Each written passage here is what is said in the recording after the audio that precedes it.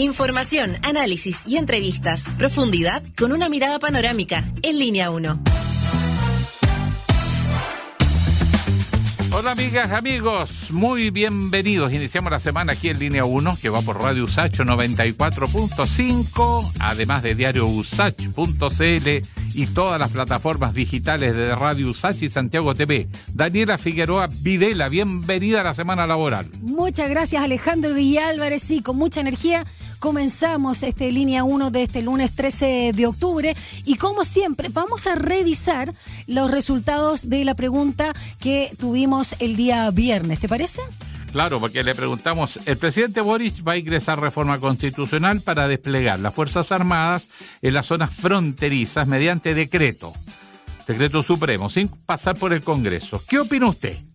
Bueno, esa fue la pregunta y teníamos 3 opciones, te cuento según las estadísticas. El 15% de nuestros auditores señaló que ya no es necesario. El 28% sostuvo que debe pasar por el Congreso y el 57% afirmó que es necesario. Razón de Estado. Así es. En la época de Richelieu. Lindo te salió tu francés. Vamos ahora a Estados Unidos, dímelo en inglés, porque Trump se quedó sin el Premio Nobel de la Paz. Oh, so sad. Sentí una pena. A pesar de haber impulsado el acuerdo de paz en Gaza, también te estamos preguntando, ¿qué te parece? Se lo llevó, por supuesto, la líder opositora María Corina Machado, opositora a Maduro, esta líder de derecha venezolana. Pero con Trump, a ver, tenemos 3 opciones. 1. No lo merece. 2. Qué injusticia con Trump. 3. Tranquilo, hombre, lo ganarás el próximo año, presiona un poquito más. Así es, puedes responder, como ya sabes, siempre la pregunta que ya está alojada en @TVUsach, @RadioUsach, que son nuestras cuentas de Instagram. Comenzamos entonces con las conversaciones aquí junto a Alejandro Guillé. Esto es Línea 1. Un diálogo a fondo. Entrevistas en Línea 1. La candidata presidencial de Chile Vamos y Demócratas, Evelyn Matei, continúa impulsando su agenda en materia de seguridad con el objetivo de fortalecer su posicionamiento de cara a las elecciones, por supuesto, presidenciales. La exalcaldesa de Providencia participó en el ciclo de conversaciones presidenciales propuestas para la igualdad de derechos y oportunidades laborales para las mujeres, donde afirmó que una mujer puede tener más mano dura que un hombre en temas de seguridad. Sus declaraciones se dieron en medio de la polémica generada por su propuesta de permitir que los guardias municipales porten armas. De este y otros temas que están relacionados, por supuesto, con la seguridad interna, mirando también el extranjero, vamos a conversar con Cristian Alvial, vocero del comando de Evelyn Matei en materias de seguridad, además exdirector nacional de Gendarmería de Chile en el periodo 2018-2022. Bienvenido, Cristian, aquí a Línea 1. Muchas gracias, estimada Daniela, lo mismo Alejandro por la invitación. Cristian, la presidenta Dina Boluarte, o expresidenta a esta altura, fue destituida, la verdad es que por muchas razones, pero hay una fundamental. El crimen organizado en Lima está descontrolado. Un incidente que reportó la prensa hace unos días, donde fueron baleados unos músicos dentro de un recinto militar. Y por lo tanto, ese tema... ¿Hasta cuándo vamos a demorarnos en tomar conciencia que eso estamos a punto de vivirlo en Chile? Bueno, yo creo que lo primero es entender que el enemigo que tenemos al frente no es la delincuencia común, Alejandro, que nosotros conocíamos, que se caracterizaba por ser gente muy precaria, gente marginal, proveniente de hogares generalmente monoparentales. Esta delincuencia organizada transnacional es otro tipo de delincuencia, son empresas criminales. En consecuencia, lo que estamos viendo en Latinoamérica, que es un factor común por lo demás, que muchas veces desatendieron lo que estaba ocurriendo en las cárceles y hoy día hablamos distintas autoridades que el factor común del crimen organizado en Latinoamérica tiene como componente central el que se hayan fortalecido en espacios carcelarios, donde reclutaron más gente, donde se enriquecen peleando las economías ilegales que se generan dentro de un mercado cautivo que es la cárcel.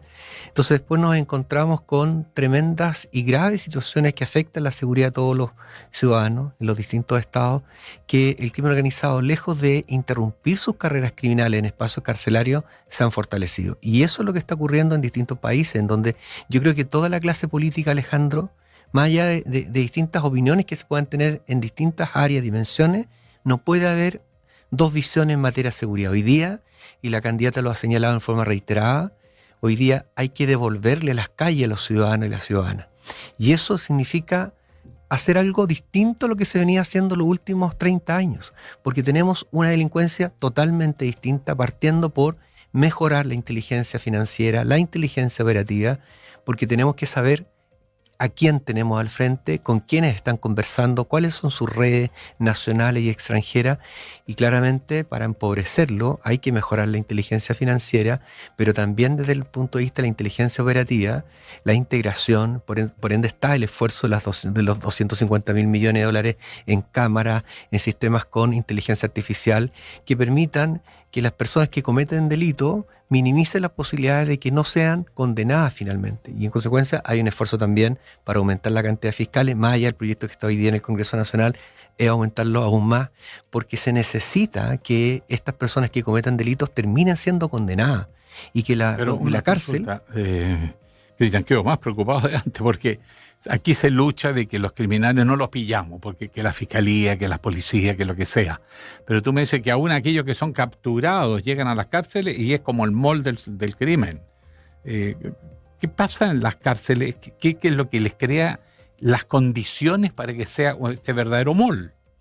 Bueno, yo en eso quiero ser bastante responsable, Alejandro. Una cosa que no ha sido común es escuchar a los sistemas penitenciarios en distintos programas de gobierno, ¿no? Siempre se hablaba para mejorar la seguridad y adecuadamente y legítimamente aumentar las policías, Ministerio Público, tribunales, y nos olvidábamos que había un actor relevante, que es el sistema penitenciario, que se tiene que hacer cargo de estas mayores cantidades de ilícitos que se cometen. Y estas personas, ¿qué hacemos dentro de la cárcel? Y lo que se ha visto en la región, y no solo en Chile, que las cárceles prácticamente fueron bodegas humanas. Entonces el crimen organizado, en situaciones de bastante precariedad propias de la cárcel, encontró tierra fértil para reclutar, para tomarse el control de la cárcel, anular lo que es la esencia del derecho penal y enriquecerse en espacios carcelarios. Ese es un factor, Alejandro y Daniela, que se ha dado en la región. Y tenemos antecedentes hoy día, el PCC, que nació en los décadas de los 90, que el primer comando de la capital en Brasil, el más peligroso de Latinoamérica, nació en una cárcel al interior de Sao Paulo, el mismo Tren de Aragua al interior de la cárcel de Tocorón, los Lobos, el clan Rutela en Paraguay. O sea, tenemos bastante evidencia para entender que hoy día el crimen organizado, aunque no lo queramos, está presente, está creciendo en los territorios y hay que tomar medidas urgentes porque estamos en una situación de crisis. Cristian, por lo mismo quiero retomar una de las declaraciones que se dieron en el mes de julio del presente año en torno a lo que sucede en Gendarmería por casos puntuales, pero muy graves, como fue la liberación del sicario, ¿te acuerdas, no? Alberto Carlos Mejía Hernández. Ahí la candidata Evelyn Matei señaló que había corrupción, una corrupción brutal, de hecho, en Gendarmería, lo que lo rebatió el ministro de Justicia Gajardo. Dijo, no diría que es corrupta la institución. Tú que conoces muy bien la institución de Gendarmería, es cierto que han cambiado los tiempos. ¿Cuáles ven? Nosotros hemos conversado muchas veces acá en Línea 1 con distintos sindicatos a nivel nacional y otros metropolitanos de las y los funcionarios de Gendarmería. No concuerdan necesariamente, por supuesto, con las declaraciones de Evelyn Matei, algunos quizás sí, pero lo que sí nos han expuesto con mucha vehemencia es la precariedad en la que trabajan, a propósito también de las amenazas. ¿Cuál es la gran problemática que existe hoy? Justamente ya sabemos que hay una superpoblación, estamos muy pasados, más de 60 y pico, ¿no?, de reclusos que no dan abasto en las cárceles, pero hay que pensar en las personas que se ven permeadas por estos líderes criminales y otros delincuentes al interior de la cárcel, como tú bien señalas. Daniela, lo primero, decir yo estoy acá y soy parte del comando porque ella considera que es relevante la gestión penitenciaria para maximizar la seguridad pública. Punto uno. Entonces, ella jamás ha dicho que la institución es corrupta, todo lo contrario. Alejandro nos conoce hace muchos años. Y yo te debo decir que... Estoy viendo acá en la prensa, lo dijo en julio de 2020, sí. O sea, 21 de julio de 2025. Daniela, lo que ella señala, y yo escuché lo que ella refirió en su minuto, En Gendarmería hay corrupción como en otras instituciones también la hay. Hay mucha gente honesta, comprometida, dedicada y que No son la muchísimos. generalizó, dices. Justamente, Ok. son muchísimos más.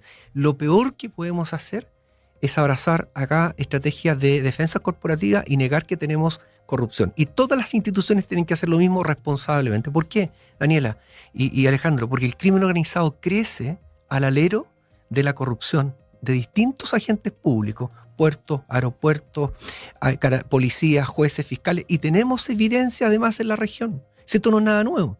También en Europa, países desarrollados, etcétera, también ocurre, ¿no? Porque el poder adquisitivo que tiene esta nueva criminalidad es distinta a la delincuencia pobre que conocíamos. Entonces, ¿por qué tenemos nosotros en Chile, por ejemplo, abogados que han sido detectados ingresando droga o teléfonos celulares, si son titulados, tienen una profesión que les puede dar un futuro, pero realmente que pueden satisfacer todas sus necesidades, ¿no? ¿Y por qué caen en estas redes? Porque les ofrecen mucho dinero.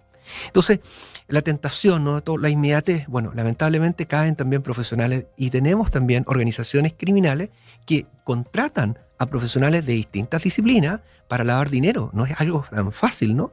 Entonces, esto es así y lamentablemente no reconocerlo es un problema. Decir que tenemos corrupción, que puede ser menor, pero hay que atacarla y hay que extirparla y eso tiene que ser ahora ya y en todas las instituciones. Para ser justos, perdón, la candidata siempre ha sido su bandera, no solo para esta elección presidencial, el tema de la corrupción de forma transversal. Solo para detenerme antes de ir a Alejandro, lo que también te preguntaba, porque te hice dos preguntas, Cristian, preguntarte por los grandes desafíos que tú ves hoy justamente respecto a cuando tú eras director nacional hasta el año 22 y la situación que se vive hoy con todo esto aristas que ya has mencionado en Gendarmería. Yo creo que hoy día la evidencia, la región, Daniela, hace que realmente para tener una solución concreta pensemos si Gendarmería puede seguir siendo un servicio público o requiere ser una institución de seguridad pública y si tenemos claro hoy día, porque créeme que hoy día hay bastante conciencia en eso,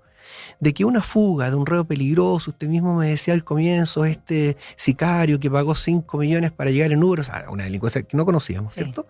Entonces tenemos, lamentablemente, mientras exista este crimen organizado y este poder adquisitivo que tienen, mayores probabilidades de corromper. Eso es una probabilidad, ¿no? Tenemos que trabajar en la ética, el fortalecimiento de las instituciones de asuntos internos, etcétera. Pero lo categórico acá es que Gendarmería ¿es parte o no de la seguridad de Chile? Sí, lo es, porque tiene Gendarmería las personas que los jueces han decretado que son peligrosas para la sociedad, tanto imputadas como condenadas.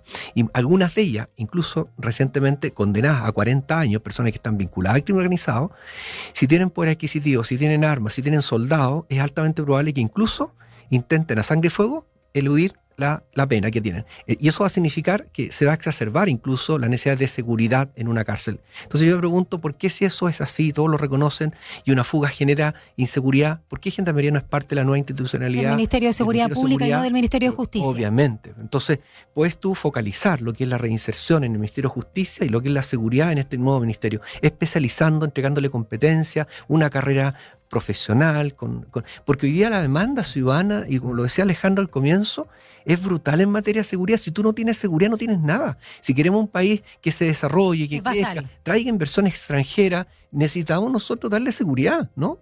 A todo nivel. Bueno, tenemos la experiencia de Perú y de Ecuador, que prácticamente sus gobiernos cayeron en algún momento por el nivel de avance de la criminalidad organizada que perforó todas las instituciones y también el mundo de los negocios, porque reconocía un ex integrante del gobierno de Correa, de Rafael Correa, que de repente llegaron muchos capitales y que no fueron suficientemente agudos y celosos en identificar de dónde venían y los dejaron entrar y era plata para blanquear del crimen organizado. Pero antes de ir a la pregunta esa, dentro de las cárceles, la gestión de las cárceles. He escuchado a personas que persiguen a los delitos, ¿no?, que defienden delincuentes, que hay un garantismo que hace imposible que un reo peligroso realmente sea aislado, realmente esté en cárceles especiales, que de verdad no tenga acceso afuera con gente, o incluso dentro de la cárcel, donde hacen estos negocios y estos acuerdos extraños. ¿Tiene que ver eso con el real poder del personal de Gendarmería de poder aislar a los más peligrosos y desbaratar internamente? Yo creo que es un punto, como tú dices, Alejandro, un temazo en realidad. Hay que revisar, y como lo ha dicho la candidata, aquí nada se va a dejar de hacer con tal de garantizar la seguridad que legítimamente demandan los ciudadanos. Nada. Y dentro de eso, revisar la reforma. La reforma no puede ser tan garantista como sistema, ¿no? No puede ser tan garantista. Hoy día el 60% de las denuncias se archivan. Eso no puede ser, porque Sí, genera claro. impunidad, ¿no? Bueno, y dentro de la cárcel, Alejandro, yo que he tenido la oportunidad de recorrer distintas cárceles, yo me atrevería, Daniela, a decir que en Chile los reos que realmente están vinculados al crimen organizado, que son capaces de tomar decisiones, que tienen poder adquisitivo, que tienen soldados, no es más allá del 2,5%, por si acaso. ¿Cómo se puede Entonces, manejar con tanta autonomía? escúchame, Alejandro, porque hoy día lo que tenemos como concepción de cárcel es condena. Sí. Y lo que hay que asociar hoy día, Alejandro, no es abrazar corrientes propias del populismo penal, que quieren que el delito que tiene 5, pongámosle 10, al que tiene 10, agreguémosle 5 más y que sean 15. Eso no es disuasivo. Lo que sí es disuasivo y es más económico y tiene mucho más impacto en disminuir la reincidencia delictual es el régimen asociado a la condena. No hablemos de más años de condena, hablemos de régimen. Si usted es primeriza y tiene 6 horas de visita a la semana y tiene la posibilidad de postular a la libertad condicional a la mitad de la condena, si es delito simple, y 2/3 si es delito calificado, yo le voy a decir que eso se mantiene porque usted es primeriza, pero si usted es reincidente, ya no va a tener la posibilidad de tener 6 horas de visita a la semana, menos, y ya no va a tener la mitad del tiempo como requisito para buscar la libertad condicional, sino que automáticamente van a ser 2/3, aunque sea un delito simple igual. Porque tenemos que incentivar la reinserción social, pero también tenemos que desincentivar la reincidencia delictual. Y aquí las personas que delinquen, Daniela, en Chile, si tomamos todo el sistema penitenciario en su totalidad, la gente que está privada de libertad, cerca de 62.000 hoy día, Sí. la gente que está con pena sustitutiva, 70.000, y la gente que está hoy día en el sistema postpenitenciario eliminando antecedentes con libertad condicional son más o menos como 18.000, 19.000 personas. Ese es un universo de mucha gente que entra y sale, porque es una población también flotante, y esa información la tenemos, sabemos quiénes son. Entonces hay que generar, por ejemplo en el programa, ella insiste en el trabajo y que es lo novedoso de trabajar con los distintos municipios. Hay hoy día identificado 40 barrios que peligrosos estarían tomados por Sí. el crimen organizado. Y eso, Daniela, lamentablemente, Alejandro, también pasa en las cárceles. El crimen organizado se empieza a tomar las cárceles, empieza a tomar el control. Entonces, cuando tú dices, y tú insistes en algo, tenemos el control absoluto de las cárceles. Si yo tengo 20.000 teléfonos celulares y más que ingresan a la cárcel, y quedan muchos más. Tenemos bebida alcohólica que es imposible que ingresen en cavidades corpóreas. Tenemos droga que ingresa y se comercializa dentro de la cárcel. ¿Podemos decir entonces que tenemos el control total de las cárceles? No, responsablemente no lo podemos decir. Y eso no es una crítica a este gobierno ni al anterior, es porque como política de Estado no hemos tomado históricamente en serio la relevancia de que la cárcel sea disuasiva, respetuosa de los derechos humanos, pero disuasiva. Y eso tiene que ser una mirada distinta. Y esto no es este gobierno ni el anterior, sino una mirada de política pública en materia criminal. Y eso es lo que se está haciendo hoy día y lo que ella ha hecho bastante énfasis, más allá del aumento policial, más allá de los fiscales, es disminuir, ojalá, la impunidad que siente la gente, cambiar la reforma en lo que se deba cambiar, porque no puede ser garantismo so pena de sacrificar la tranquilidad de los ciudadanos. No, tenemos que ser responsables y serios. Aquí tenemos que proteger a los ciudadanos. Así es. Y dígame. Sí, no, solo para recordar a nuestros auditores de Línea 1 que estamos escuchando al exdirector nacional de Gendarmería de nuestro país hasta el 2022 y quien es parte hoy del comando de Evelyn Matei en materia de seguridad, Cristian Alvial.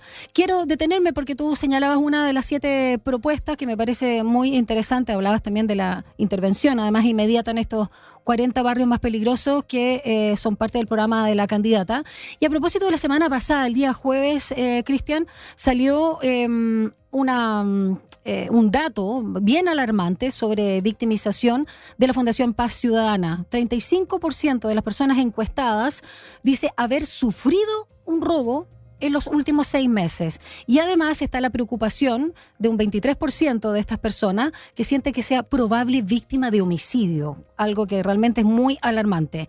¿Cómo podría funcionar esta plataforma centralizada para rastrear, atrapar, ¿no?, y condenar a los delincuentes, y entre qué intervenientes, y cómo podría ayudar en toda esta gestión, que es uno de los puntos, el tercero de hecho de estas 7 propuestas, Cristian? Mira, hay un trabajo súper importante en este ámbito que ya he desarrollado hace bastante tiempo. Uno tiene que ver con identificar claramente dónde están estos 40 barrios que están tomados por el crimen organizado, que es una arista de un problema extremadamente ¿Todos los barrios tomados o solo son los principales? Pero también tenemos otra información que es bastante complementaria y relevante también, es saber dónde viven los que delinquen. Y dónde viven, particularmente los que mandan dentro de la cárcel, que son los mismos que mandan afuera de la cárcel. Entonces, entender si hay cruces que sean importantes, como por ejemplo saber a mayor concentración de convictos en ciertos territorios, ¿podría existir alguna coincidencia con mayor deserción escolar temprana?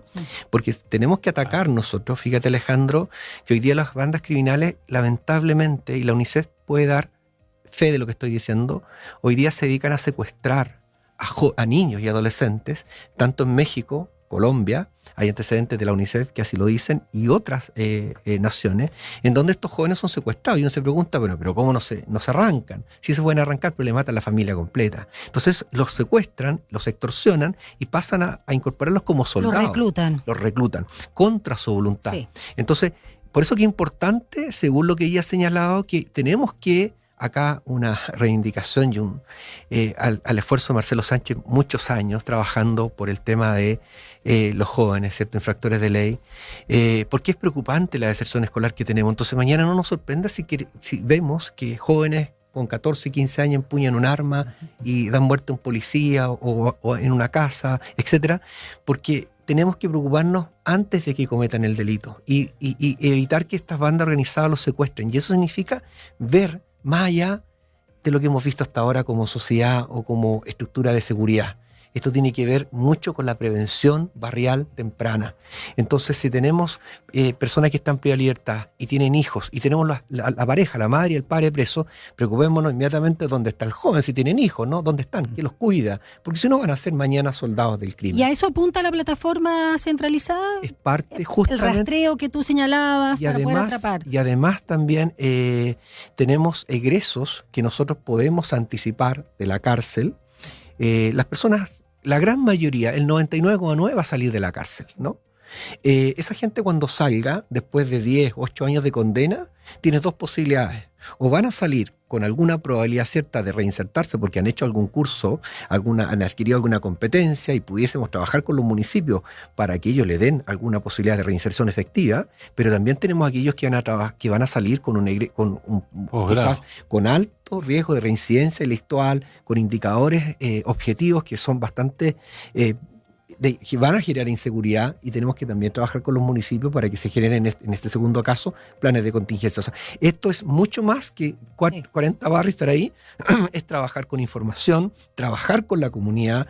La comunidad es la que necesita hoy día que el Estado llegue. Si hoy día cuando nosotros hablamos de barrios tomados, las barras bravas, todo lo que generan, hay gente que no porque viva en barrios pobres, es delincuente, Alejandro, ni tampoco quiere que sus hijos lo sean, pero están sometidos. El que impone el sistema de regla y convivencia ahí son las bandas criminales. Entonces tenemos que estar nosotros ahí. Entonces, por eso cuando ella señala 40 barrios, es que vamos a ejercer el poder ahí, ahora, porque esta gente lo necesita. Si no puede ser que estén... tú me hablabas de esta encuesta de utilización de paz ciudadana. El 13% señala en esa encuesta que ha presenciado estos famosos ajustes de cuenta con asesinato. Bueno, son todos los días en la calle. El 13%. Entonces, ¿qué esperamos para que lo que tú decías, Alejandro, tomemos decisión hoy día más allá del color político, transversales? Aquí tenemos que proteger a los ciudadanos y ciudadanas, y ese es el compromiso que ella ha hecho y el equipo que tenemos, porque eso, y ella lo dice reiteradamente, un gran equipo, porque es un equipo multidisciplinario. No hay una verdad única, todos opinamos, pero todos tenemos un objetivo común de contribuir a que ella efectivamente mejore, y creemos fehacientemente que sí va a ser los indicadores de inseguridad que tenemos hoy día, porque si no satisfacemos esa necesidad, no va a haber crecimiento, no va a haber trabajo, empleo, etcétera. Y el otro tema, así como secuestrar a los hijos de quienes están privados de libertad, chantajeándolos, ¿no? Está también una enorme seducción frente a esos niños y adolescentes que no estudian ni trabajan porque los padres están ausentes por razones laborales, por desintegración familiar, por lo que sea, que no tienen acogida, que de alguna manera no tienen capacidad de sostenerse en el colegio porque quedan en ridículo delante de sus compañeros por su falta de formación, su nivel de aprendizaje más lento, etcétera, que quedan botados en la calle y que son reclutados. Y les ofrecen dinero y se ven con zapatillas, de repente se roban hasta autos, llevan plata para la casita y además tienen un espacio de pertenencia e incluso cierta identidad con el grupo criminal que va desarrollando en torno a ello una verdadera cultura del crimen, o sea, es la narcocultura, una subcultura, diría alguno. ¿Cuánto en Chile va por ese lado también? Bueno, ese es un punto muy cierto, es como las maras, ¿no? Las maras también en Centroamérica fueron reemplazando, sustituyendo la familia. Entonces, Alejandro, lo que tú planteas es muy cierto, por eso que hay que trabajar preventivamente, no esperar solamente actuar represivamente y altas condenas, lo que es el propio del populismo penal. Hay que trabajar preventivamente. Si estos niños, muchas veces, si nosotros no los tomamos, lo toma el crimen organizado, si aquí no hay empate, o lo toman ellos, lo tomamos nosotros como Estado. Entonces, en Italia, por ejemplo, a propósito de todo lo que significaron las mafias y el asesinato de los jueces Falcone y Borsellino a inicio de los 90, cuando nace el 41 bis, que es el régimen italiano, el cual Chile está mirando, que es un régimen que aísla a los líderes de mafia en sistemas bastante rígidos para impedir que ellos sigan dando órdenes desde las cárceles, ¿no? Pero también paralelamente se genera una nueva asignatura en la educación en Italia, en la década de los 90, que se llama la cultura de la legalidad. O sea, enseñarle a los niños que comprar en la calle, alimentar el contrabando, es alimentar a las mafias, que también son negocio ilícito. Entonces también tenemos que incorporar esa mirada también en nuestros jóvenes. Hoy día, hace un tiempo estuvimos en una charla, un profesor de la Universidad Católica, brillante, su charla, porque nosotros, claro, hablamos del crimen organizado, pero entendemos que el crimen organizado muchas veces está en las calles porque venden mercadería que viene del contrabando, cigarros que se venden en Chile, quizás más incluso que los que están pagando impuestos. Hay una serie de incivilidades que se empiezan a sumar, que en el fondo estos grupos criminales se aprovechan de esto y claro, se enriquecen. Entonces tenemos que hoy día asumir que esto es un problema multifactorial.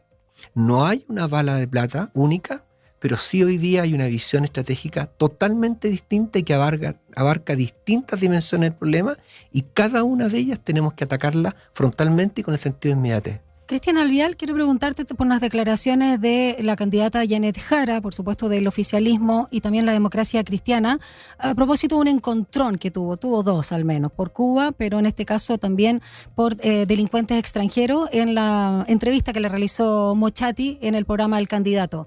Y ahí la candidata Jara señaló que había que expulsar a los microtraficantes, que los líderes del narco o del crimen organizado propiamente tal, sí cumpliera, que sea efectiva la pena de cárcel, pero los microtraficantes se les expulsara a los, países de origen, lo que fue además ratificado y apoyado por su comando. Dijeron mejor pagarles pasajes y que se vayan. Eso lo dijo en este caso la senadora Alejandra Sepúlveda, que es parte de su comando. ¿Qué opinas de esta propuesta? Yo creo que hay que conocer la delincuencia, como lo dije al comienzo, que estamos enfrentando, Daniela. Sería un premio. Las organizaciones criminales utilizan distintas formas de cómo ingresar droga al país. Estas personas tienen que cumplir condena en Chile y después ser expulsadas, porque si tú las sacas hoy día y le pagas el pasaje, mañana van a estar entrando de nuevo, si la frontera nuestra es bastante porosa. Hay un trabajo también bastante fuerte en todo lo que va a significar fortalecer la frontera, ¿no? También las aduanas, los aeropuertos, etcétera. Pero si tú hoy día lo liberas, mañana están ingresando de nuevo. Si es un negocio. Sí, cierto, no es un tema ocasional, son profesionales en esto. Entonces, ellos tienen que cumplir condena en Chile, sobre todo los que están vinculados al crimen organizado, narcotráfico, no pueden tener este tipo. Para ellos sería un premio, es irresponsable, yo creo. Oye, otro tema, Cristian, es la ruta del dinero. Siempre se dice que para combatir, y no solo a los peces chicos, sino a los gordos, hay que seguir la ruta del dinero. Pero la experiencia nos ha indicado que cuando los procedimientos judiciales, tú solicitas, el fiscal, una gestión y pide la autorización del tribunal, se filtra de todas maneras. Y si es que no la filtra el propio juez. Y si no la filtra el fiscal también. O los abogados de las partes. Por lo tanto, se ha existido muchos mecanismos más directos que en las investigaciones, donde hay casos singularmente importantes que tienen que ver con sospechas claras de lavado de dinero, debería tener más atribuciones la Fiscalía Especializada. ¿Por qué se ve en algunos sectores, sobre todo de parlamentarios de lo que es la derecha chilena, tanta resistencia a algo que la realidad nos muestra que tiene que ser directo, porque si no, no funciona nomás? Pues aquí en el barrio me hicieron un allanamiento, están todos ya dateados, porque se hubo que coordinar, se enteraron y sacaron todo. Se encontraron con bodegas vacías. Bueno, dos cosas importantes. Elliot Ness, los intocables, ¿te acuerdas? Sí, dos cosas importantes. La candidata Matei ha dicho reiteradamente que hay que disminuir la burocracia y aumentar la gestión. Muchas veces esto requiere recursos y otras veces no es recursos, es mejor gestión, ¿no? Y lo que ella ha señalado es que hoy día el ordenamiento jurídico establece que un juez de garantía tiene que autorizar efectivamente ese levantamiento de secreto bancario, y la idea y la propuesta es que esto se haga de manera inmediata, pero que un juez siempre esté velando para garantizar los derechos de cualquiera, porque si no se puede prestar para otro tipo de fines que también se ha visto en otros países. Entonces, esto no es obstaculizar, sino que a través de lo que está hoy día dispuesto se agilicen estas, porque claramente incluso el crimen organizado muchas veces utiliza a gente que no tiene ninguna posibilidad de abrir cuentas corrientes y le abren cuenta a cambio de una pequeña comisión y son prácticamente poco perseguibles, por ende que hay que mejorar la inteligencia financiera de cómo perseguir nosotros la ruta del dinero. Para poder empobrecerlos tenemos que trabajar, y eso significa que hoy día hay que generar una musculatura que Chile no tiene, porque no hemos pensado en eso. Acuérdate, Alejandro, que los delincuentes que estamos viendo hoy día no es... Mira, tenemos dos hermanos que están privados de libertad, si no me equivoco 15 más 8 y 10 más 8 de condena, dos mexicanos pertenecientes al cártel de Sinaloa, ambos profesionales, ella es socióloga en Chile. Entonces no estamos hablando del delincuente que no tiene estudios completos, que tiene, no, estamos hablando de gente que tiene otro nivel de instrucción, otras redes. Entonces eso también significa que la estructura del Estado tiene que tener hoy día mayores capacitaciones, mayor especialización, sobre todo en estos temas económicos.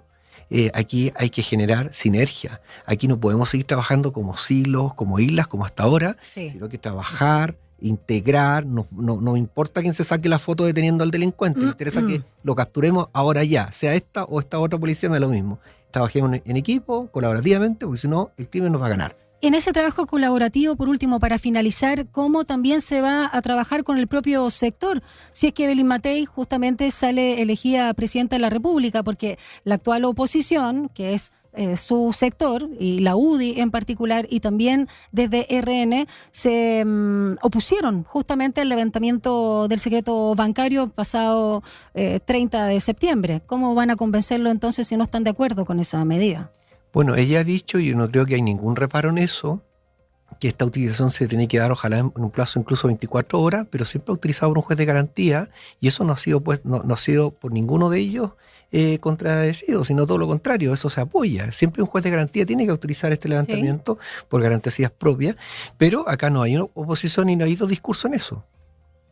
Pero, por ejemplo, mira, estoy viendo acá el diputado Chalper. Dice que se toman muy en serio el derecho a la privacidad, garantizando nuestra Constitución. No nos da lo mismo aquí si se custodia o no la información privada que se obtiene en circunstancias como esta. No aclara el punto también que usted señala. Henry Leal, de la UDI, el jefe de la bancada justamente de ese partido, habla de un organismo autónomo de verdad. No sé a qué se refiere, porque tampoco acá la cuña lo explicita. ¿Cómo va a convencer a su sector? Porque ha sido la oposición actual a este gobierno, es decir, la derecha, la que ha obstaculizado justamente el levantamiento del secreto bancario. Daniela, Daniela, lo que se ha dicho es que si este levantamiento del secreto bancario va a ser por una autoridad administrativa o va a ser por un juez de garantía. Y lo que se ha afirmado por la candidata y por todos los partidos que la apoyan, que debe ser a través de un juez de garantía y tenemos que minimizar los tiempos y ojalá en 24 horas. Y eso se entiende desde el punto de vista técnico, porque si no lo otro se podría prestar para otras cosas que han sido bastante irregulares en otros países.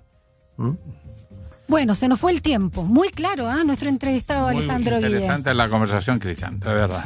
Muchas gracias. Cristian Alvial, vocero del comando de Evelyn Matei en materia de seguridad y recordamos también exdirector nacional de Gendarmería de Chile. Muchas gracias por habernos acompañado esta mañana acá en Línea 1. Muchas gracias a ustedes por la Linda semana. Gracias. Chao. Muchas gracias. Un riguroso análisis y contexto de la actualidad de Chile y el mundo en Línea 1. Un diálogo a fondo. Entrevistas en Línea 1. Noticias del mundo, muchas y algunas muy cercanas. Desde luego, este acuerdo inicial de paz ya en marcha en el Medio Oriente, entre Hamás e Israel, que todavía está lleno de dudas, pues son 4 acuerdos de 20 puntos que tiene la propuesta. Por otro lado, han ocurrido novedades, premio Nobel entre paréntesis, y la destitución de Dina Boluarte en Perú, que se veía más o menos apoyada por ciertos sectores, y a meses de la próxima elección presidencial se desploma todo. Vamos a conversar entonces con Guillermo Holzmann. ¿Cómo está, profesor Holzmann? Una vez más te saludo, analista, experto, académico, o sea, Valparaíso, amigo nuestro. Así es. Y habitué de nuestras tertulias. Muy agradecido, Guillermo Holzmann. Muy buenos días, ¿cómo estás? ¿Qué tal? Muy buenos días, un agrado saludarles. La verdad que ha sido un fin de semana bastante agitado. Estoy muy feliz de estar con ustedes por lo demás. Muchas gracias. Bueno, vamos por lo primero, ¿no? Está en marcha lo que se llama el acuerdo inicial. 4 puntos o 5, pero la verdad que son 20. Y está lleno de incertidumbres porque, salvo el intercambio de prisioneros, que más o menos era obvio como principio, después todo lo demás es puras dudas, puras intenciones, puras frases hasta ahora. Y entonces, ¿cuál es el escenario que se está abriendo? A ver, yo lo primero que diría, fíjate, es que finalmente se demostró que era posible llegar a un alto al fuego. O sea, había la posibilidad. Lo segundo creo que es importante es establecer de que todo eso se debe a Trump, nos guste o no nos guste, pero están fuera las Naciones Unidas, están fuera la Unión Europea, y esto es un triunfo que lo concentra Donald Trump, pero con el apoyo del mundo árabe. Es decir, la reunión que hubo en Naciones Unidas con el mundo árabe para poder, diría, aprobar estos 20 puntos con mayor o menor intensidad por cada uno de los países, da cuenta primero de que estamos en la fase inicial, como tú bien señalabas, de intercambio de prisioneros, segundo, de un alto al fuego, y tercero, de un repliegue de las fuerzas de Israel, que actualmente ocupan el 80% de Gaza, están ocupando, y ahí está negociándose, que al menos quedan ocupando solamente alrededor de un 50% del territorio. Y eso significa, yo diría, un gran avance respecto a la tragedia que se ha vivido en los últimos meses y en los últimos años. Ahora, esta línea de retiro es media relativa porque le piden a Hamás que se desarme, le están pidiendo a la Autoridad Nacional Palestina que no participe, que primero se reorganice, y vendría a futuro una especie de administración de un territorio que finalmente va a estar ocupado en la mitad por Israel. ¿Cómo se entiende ese paso siguiente tan complejo, esta gobernabilidad? La verdad es que esta gobernabilidad se va a ir negociando paso a paso. La idea final de los 20 puntos es que Israel abandone completamente Gaza. Eso no va a pasar de inmediato. Entre medio tiene que haber, yo diría, no solamente el acuerdo del gabinete de Netanyahu, que dio la aprobación a esta primera fase, sino que también se va a poner sobre la mesa la viabilidad de que Netanyahu siga en el poder. Todo escenario establece de que la posibilidad de que este plan siga avanzando va a ser muy difícil si Netanyahu se mantiene en el poder en Israel. Un Israel que además está fragmentado respecto a todo ello. Por lo tanto, lo que estamos esperando acá es primero que se produzca la entrega de los prisioneros palestinos, alrededor de 2.000 que están en las cárceles israelíes, se entreguen a los rehenes, 48 rehenes que tiene Hamás, ya sea vivos o muertos, y es ahí donde, cumpliendo esa etapa, más el alto al fuego, es ahí donde va a empezar una negociación que de fácil no va a tener nada, pero donde está comprometido la voluntad y con acciones concretas de parte del mundo árabe, representado por Qatar, ¿no es cierto?, por Egipto, y también con la incorporación de Turquía, para poder ver cómo se arma una negociación inédita que por primera vez, como te decía, no participa un organismo internacional, sino que es un acuerdo entre los países. Y siendo acuerdo entre los países, lo que prima ahí son los intereses de cada uno de ellos respecto a lo que pueda pasar en esa zona. Ahora, Guillermo Holzman, ¿cómo se entiende también la postura de Israel que el día viernes, y lo publican, digamos, medios importantes, entre ellos El País, también lo hizo Al Jazeera, lo denunció, mató al menos 19 palestinos en la Franja de Gaza el día viernes, día que formalizó la entrada en vigor del alto al fuego? Bueno, eso es parte de la estrategia con la cual Netanyahu está presionando a Gaza y particularmente a Hamas. Y eso es parte de que mientras no haya acuerdo concreto, mientras no se haya aprobado, esto pasó el día viernes, y recordemos que recién el gabinete de Netanyahu aprueba toda esta acción el viernes en la tarde-noche, cerca de medianoche, hora de Israel. Entonces, lo que tenemos acá es que Israel aprovecha todos los espacios para poder seguir presionando, y en ese sentido, digamos, cumple con lo que son los objetivos militares de la ofensiva que tiene Israel. Esos objetivos hoy día quedan subsumidos o quedan sometidos al cumplimiento de este acuerdo, y si no lo cumple, simplemente el distanciamiento entre Netanyahu y Estados Unidos con Donald Trump va a ser muy profundo, que es una de las cosas que probablemente motiva la aprobación de Netanyahu a este acuerdo. Ahora, ¿quién garantiza que se cumplan todos estos pasos? Porque si le están pidiendo a Hamas que entregue las armas, salió como actor, desaparece. Si a la autoridad nacional queda afuera. Y bueno, Irán puso los pelos en la sopa cuando dijo, bueno, ¿quién garantiza todo esto? Estados Unidos, que es parte del conflicto, no es un árbitro. Bueno, jamás se dio la respuesta. Ellos confían en Trump. Es una cosa inédita en términos que la confianza del cumplimiento de Israel del acuerdo y de que esto efectivamente pueda avanzar, todo descansa en Donald Trump. Insisto, no descansa en un organismo internacional. Incluso si esto logra concretarse y se puede seguir negociando, va a haber una fuerza multinacional que va a ser coordinada por Estados Unidos. E incluso si esto sigue tan bien de que finalmente llegamos a un régimen de transición, ese va a ser impuesto por Estados Unidos, por la administración, se supone, de Tony Blair, para poder dar la normalidad o por lo menos generar los elementos de normalidad en la Franja de Gaza. Guillermo Holzman, a propósito de lo que tú señalabas y otros analistas también han hecho el punto, más allá de que nos guste o no Donald Trump, todos señalan que este acuerdo no hubiese sido posible sin él, y dada la cercanía, digámoslo, con Netanyahu. Ya también se había anunciado que iba a mandar estos 200 soldados para supervisar la tregua. Pero quiero ir al punto que también te mencionaba fuera de micrófono Alejandro Guillé, en relación a que vimos por sus declaraciones que él se la estaba jugando también a título personal lo que era esta negociación para el Premio Nobel de la Paz. Y claramente el Comité Noruego no vio justamente en él un ganador, sino que justamente se lo dio y reconoció con el Premio Nobel de la Paz a la opositora venezolana María Corina Machado, lo que es interpretado para algunos como un tema de la crisis que existe en la democracia, y más que por la paz, por un tema más político, pero en relación a la democracia. ¿Cómo lo ves? Efectivamente. Bueno, Donald Trump creo que va a quedar con frustración y probablemente va a intentar ganarlo el próximo año.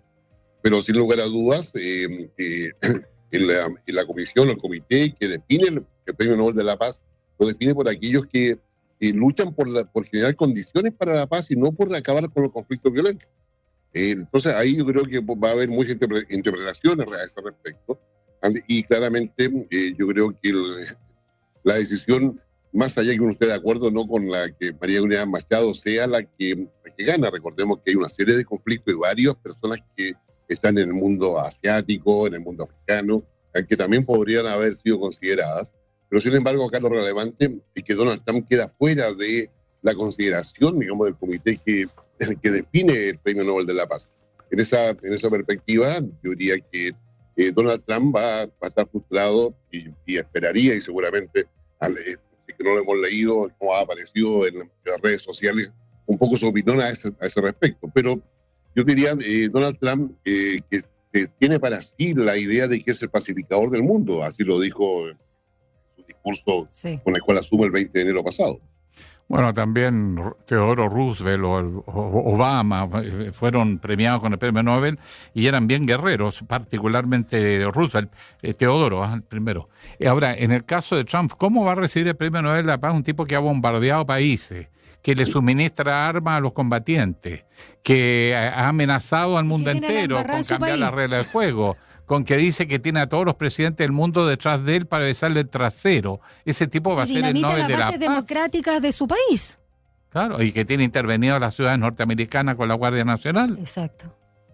Bueno, yo creo que todas esas cosas, entre otros, yo diría que tuvieron en consideración el comité que definió el Premio Nobel de la Paz.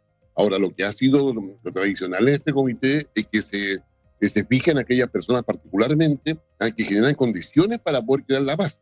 Y en las últimas décadas, particularmente en aquellos que luchan justamente por establecer, digamos, los elementos necesarios para que la paz se pueda construir.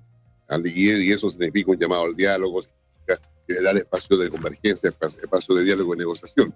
Cosas que no suceden con Donald Trump, que impone las condiciones para que la paz exista. Guillermo Holtzman, me salió mal tobillo, Guillermo Holtzman. Vamos a lo nuestro, a la interna, porque por un lado está la discusión de la ley de presupuesto 2026, que se ha concentrado además en los últimos días en los recursos destinados a las Fuerzas Armadas. Ante el Congreso, los comandantes en jefe del Ejército y la Armada reconocieron un déficit financiero bastante importante que afecta sus operaciones. Y por su parte, la ministra de Defensa, Adriana Del Piano, defendió los montos asignados y afirmó que el presupuesto para las Fuerzas Armadas va a aumentar un 0,3%. Que dice que es de continuidad y está cubierto. Y a esto se suma además lo que anunció la semana pasada el presidente Boric, esta reforma para desplegar las Fuerzas Armadas en las fronteras mediante decreto supremo. ¿Cómo ves esta discusión, más allá incluso de lo electoral, o que lo puedes incluso incluir? Sí, bueno, a ver, empecemos por la lo redundancia. No, empecemos por lo último. La semana pasada, cuando el presidente Boric establece la presentación de un proyecto para poder movilizar a las Fuerzas Armadas sin ningún tipo de excepción constitucional, sino que hacerlo por decreto directo, lo que está haciendo es reconocer de que el Estado está imposibilitado de poder tener o ejercer la soberanía efectiva en toda parte del territorio si es que no es con las Fuerzas Armadas. A su vez, si bien es cierto hoy día el argumento es para poder movilizarla y no estar sometiéndose al control del Congreso a raíz de la renovación que requiere cada estado de excepción, también esto puede ser usado de mala forma por cualquier gobierno que venga si efectivamente no se trata solamente de eso. Entonces yo creo que acá hay una suerte de debilidad en el argumento presidencial para poder establecer el uso de las Fuerzas Armadas mediante decreto, porque eso, si bien es cierto, puede ser justificado en la situación actual, puede ser mal usado en otras situaciones futuras. Yo creo que ahí hay un primer punto. El segundo punto es respecto al tema de las Fuerzas Armadas y sus capacidades operacionales. Sí. Y en esa perspectiva, yo diría, si uno mira el mundo solamente, uno se va a percatar de que tanto Europa, Estados Unidos, Asia, en fin, y las principales potencias están en una suerte de carrera armamentista con mucho énfasis en lo que es el desarrollo tecnológico. Si a las Fuerzas Armadas chilenas se le resta eso, y no hay una adecuada regulación o una visión más estratégica del Estado de Chile respecto a lo que eso significa, claramente va a haber un deterioro de las capacidades y condiciones en las cuales se puede desarrollar las Fuerzas Armadas respecto a los escenarios que se están derivando actualmente, teniendo presente de que las Fuerzas Armadas necesariamente respecto a sus necesidades de tipo, digamos, sistema de armas, sistema de planificación, logística, requieren pensar todas las cosas en un horizonte de al menos 10 años, en virtud de lo que significa poder abastecerse, tener los insumos y los productos finales que las Fuerzas Armadas requieren. Y respecto a lo que son los sueldos, que es donde pareciera ser un tema principal en términos de los incentivos que se deben tener, acá hay una discusión pendiente en torno al tamaño de las fuerzas y al profesionalismo de las fuerzas y la manera en que se utilizan en qué tipo de acciones. Si hay acciones solamente en términos de resguardo a la soberanía, yo creo que es un tema. De hecho, y estas perdona, acciones además se mezclan sí. con lo que la intervención en orden público. Creo que hay otro tema y eso no está Claro. bien dilucidado en la situación que está ahí. El déficit en remuneraciones al que tú te aludías, por lo menos en el ejército, y así lo hizo saber el general Iturriaga, es de 19.000 millones, en este caso, bueno, de pesos y fracción, que claramente es un temazo. Ale. Sí, bueno, lo otro, Guillermo, a propósito de este tema, ¿no? Las Fuerzas Armadas chilenas y en el mundo están asumiendo roles que no son los tradicionales, que es cuidado de la seguridad de un país frente a una potencia extranjera. Hoy día se les pretende utilizar desde catástrofes naturales, que juegan, por lo menos la experiencia chilena, un rol enorme, que hay que reconocer, pero también nuevos desafíos, la lucha contra el crimen organizado, y al ponerlas en primera línea, también los pone en primera línea para que lo traten de corromper y penetrar. Entonces eso lo estamos viendo. Usos para los que no están tradicionalmente formados, de pronto nos puede salir disparo por la culata. Pasó en México claramente, que fue un desastre. ¿Qué riesgo estamos jugándonos en un momento que Perú nos indica? Cómo se cae la institucionalidad por temas de crimen organizado, de la delincuencia descontrolada, para instituciones que no están preparados para eso. Bueno, las Fuerzas Armadas están preparadas para lo que el Estado le diga. Esa es la doctrina, eso es el sano pensamiento respecto a lo que es el monopolio que el Estado tiene sobre la violencia, particularmente las Fuerzas Armadas, que son los que ejercen la capacidad de coerción cuando es necesario, pero siempre en los lineamientos de lo que el Estado necesita.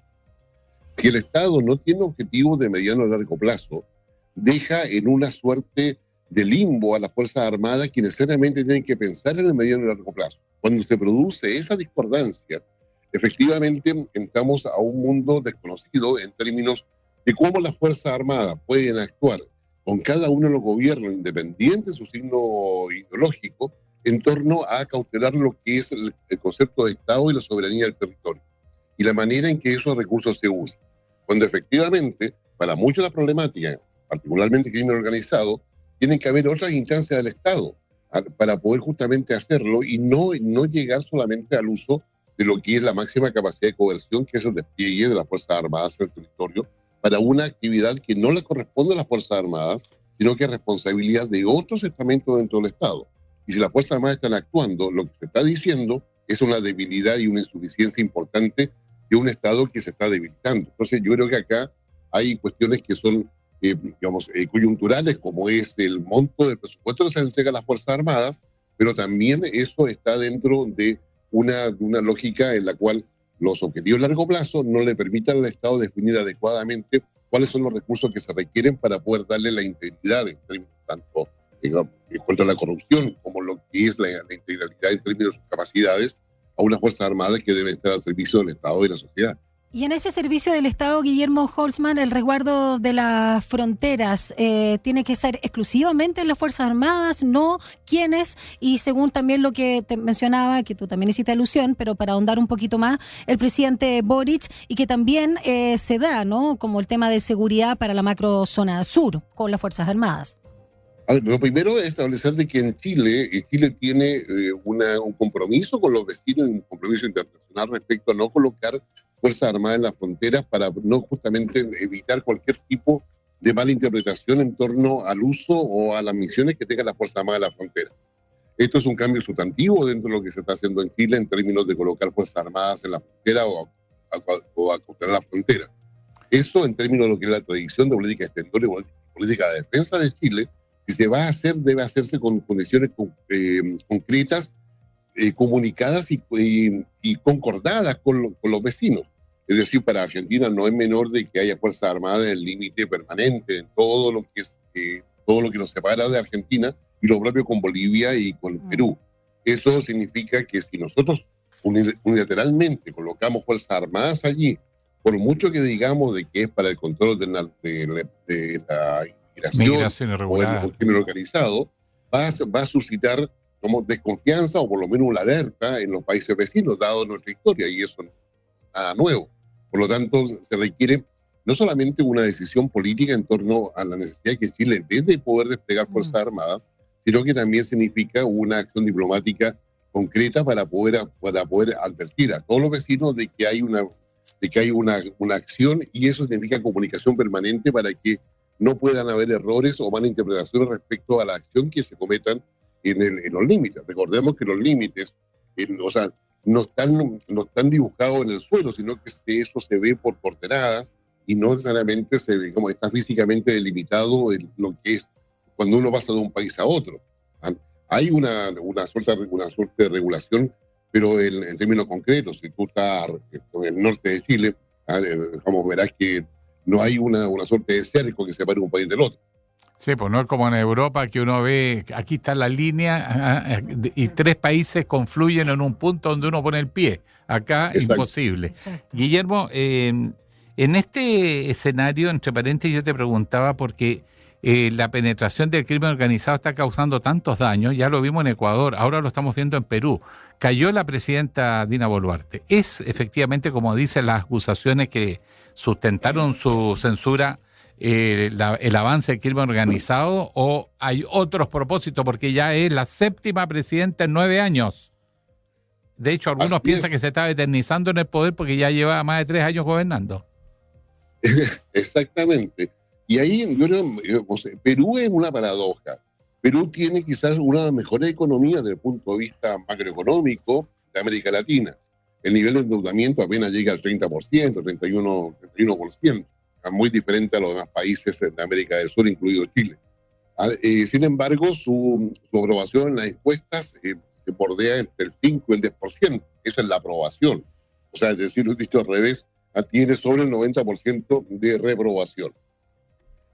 Y en ese contexto, las manifestaciones que han habido en varias ciudades de Perú de un par de semanas a la fecha, que es la juventud muy comparable, en cierto modo, con lo que ha pasado en Nepal y en otros países, de una generación joven que aparece en las calles protestando, enfrentando a la policía, y que ha motivado, todo lo que ya es esperable, es decir, las acusaciones de represión, de abuso, de violación de derechos humanos, etcétera, que finalmente deja decantando la incapacidad del gobierno de Boluarte para poder contener esa ola de protesta y violencia que se está asociada a ella, que finalmente lleva a que converjan tanto los opositores y los aliados de Boluarte para poder destituirla con una mayoría, como yo diría, contundente, que supera por mucho el mínimo definido en la Constitución para poder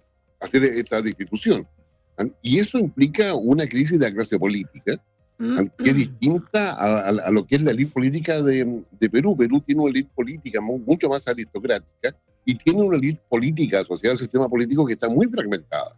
Y sin embargo, para poder sacarla del poder, hay un acuerdo frente al horizonte del julio del próximo año, donde debería haber elecciones presidenciales.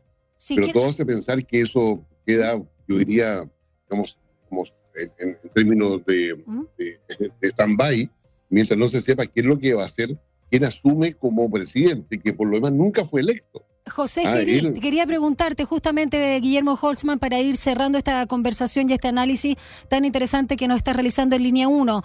El nuevo presidente de Perú, tras la destitución justamente de Dina Boluarte, es un abogado de 39 años que además llama la atención porque enfrenta denuncias por violación, por corrupción, nuevamente el punto que hacía Alejandro Guillé, parece que no se salva nadie. Mérito suficiente para presidir el Congreso. Claro, desobediencia judicial. ¿Qué nos puedes contar de este hombre bastante joven, ¿no? José Gerí Oré. Sí, bueno, Gerí Oré nunca ha sido electo. Él llegó al Congreso, digamos, si mal no recuerdo, reemplazando a Vizcarra, como en su minuto. Y por esas cosas de la vida que solamente es entendible si uno vive en Perú, él llega a ser presidente del Congreso. Incluso durante el periodo en que se aprueba la destitución de Boluarte, aparece otra persona que quería jurar como presidente hasta que finalmente se impone la idea de que sea él el que jure.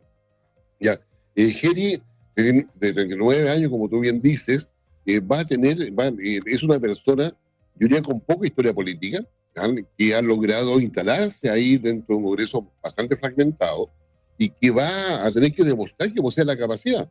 Ahora, yo te diría, dentro de lo que uno puede ver, lo que es Gerí dentro de esta fauna política que hay actualmente en Perú, esperemos que logre llegar a julio.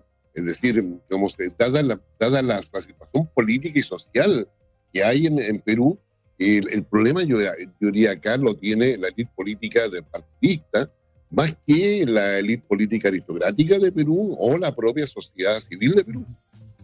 Sí, es una crisis netamente política, es un Congreso que es un desastre. Bueno, todo esto son lecciones para nosotros. El Congreso en crisis por la fragmentación, el crimen organizado que ha penetrado por todos lados, la violencia desatada, están generando caídas de gobierno. O sea, para poner las barbitas en remojo para quienes la usamos.